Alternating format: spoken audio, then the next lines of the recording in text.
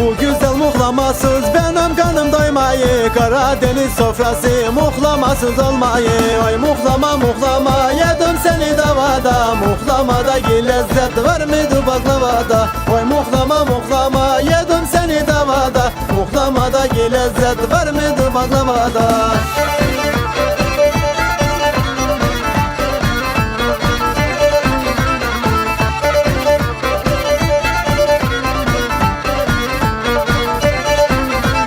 Muhlama yemeyenler yemek yedim demesin, Muhlama yemeyenler Karadeniz'e gelsin. Oy muhlama muhlama yedim seni davada, Muhlamadaki lezzet var mıydı baklavada? Oy muhlama muhlama yedim seni davada, Muhlamadaki lezzet var mıydı baklavada?